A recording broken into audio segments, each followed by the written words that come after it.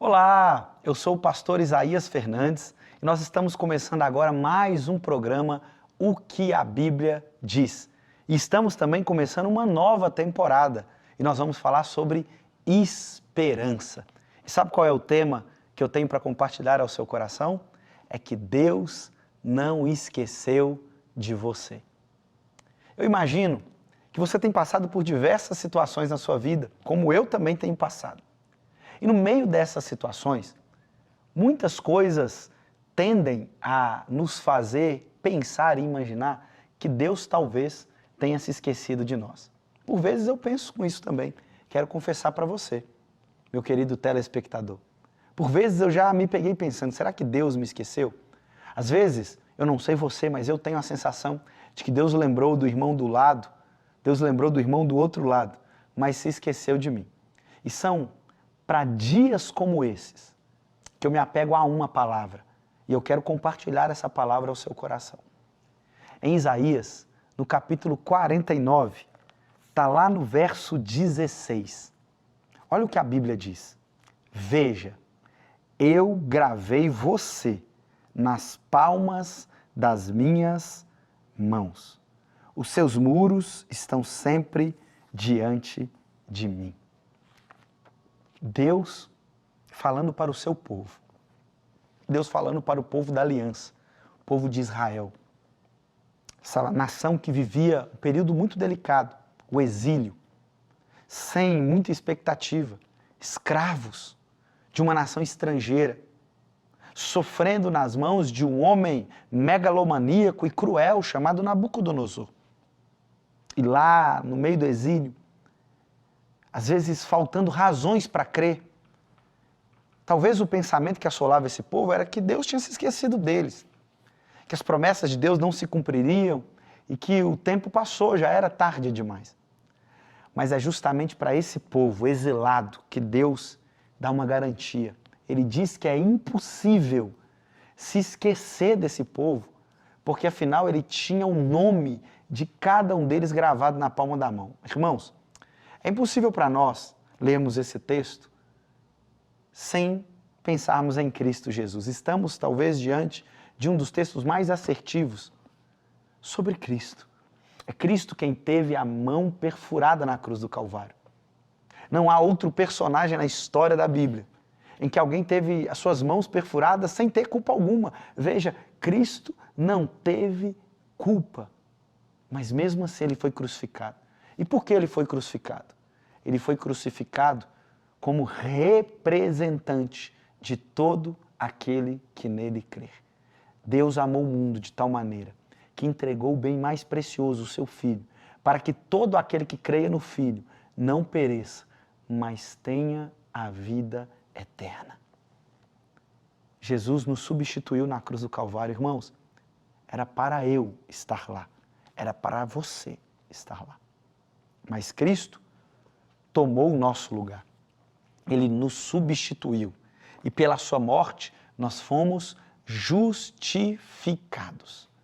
Isso quer dizer que por mais que Deus pareça tardar, Ele não se esqueceu. E Deus não atrasa. Deus chega sempre no tempo certo.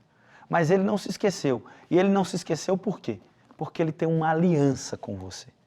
E essa aliança é gravada na palma de sua mão. Essa aliança é uma cicatriz de uma ferida.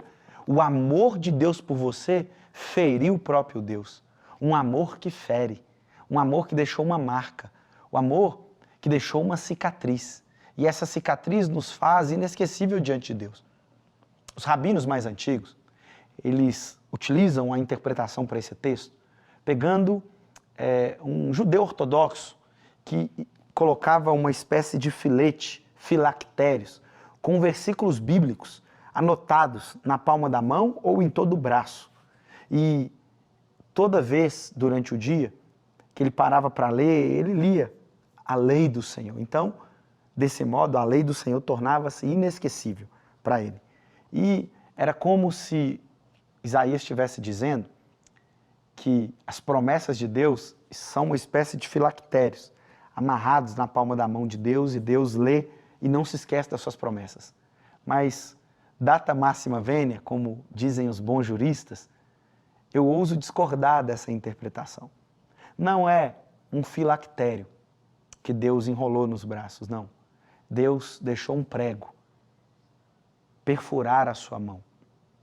Um prego enferrujado, um prego feito, lapidado por mãos humanas, cravejar a mão do próprio Deus. Deus Filho na cruz sorvia a ira dos nossos pecados. Deus Filho na cruz era esmagado, era torturado, vilipendiado pelos nossos pecados. Tamanha ira, tamanho peso, tamanha agonia repousou sobre o Filho.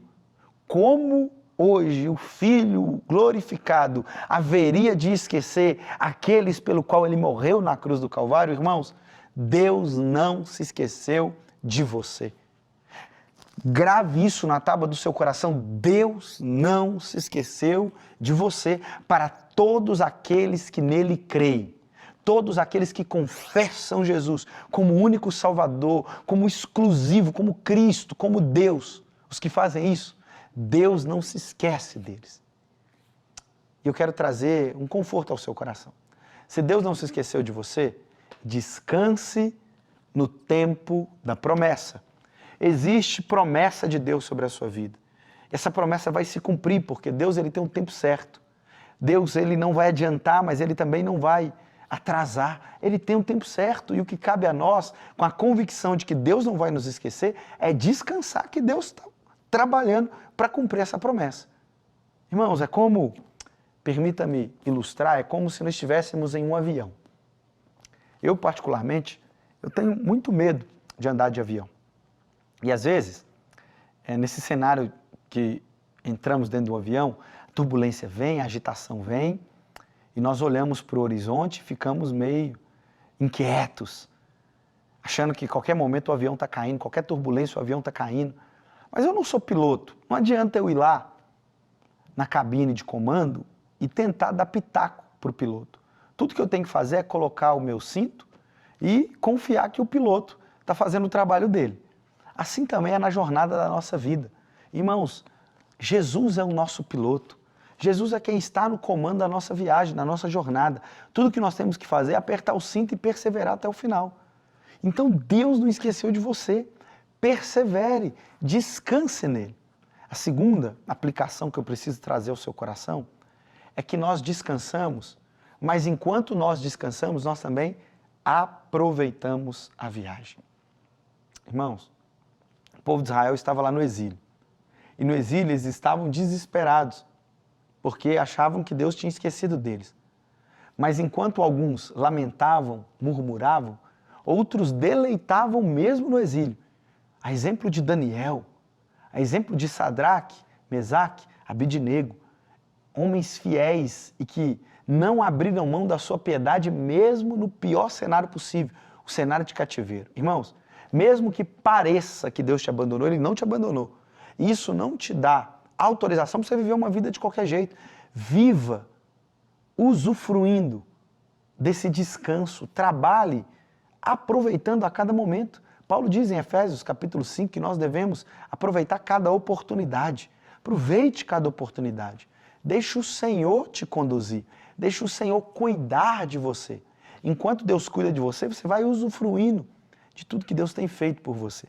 E por fim, a última aplicação é que, irmãos, Deus está fazendo.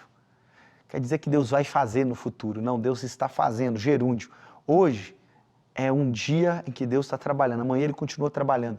Depois de amanhã Ele também vai continuar trabalhando. E todos os dias, porque Deus está trabalhando todos os dias. Creia nisso. Caminhe debaixo dessa promessa. Não deixe a sua esperança ser esvaziada, achando que Deus parou de trabalhar e que Ele te abandonou. Não, Deus continua fazendo tudo que Ele tem para fazer. Deus continua trabalhando. Ele trabalha em favor daqueles que nele esperam, é o que o salmista diz. Quando você está dormindo, Deus está trabalhando. Quando você está cansado, Deus não cansa, Deus não se fadiga. Ele continua trabalhando, porque Ele não se esquece daqueles ao qual Ele tem uma aliança. E sabe qual é a sua aliança? Eu tenho aqui uma aliança do meu casamento.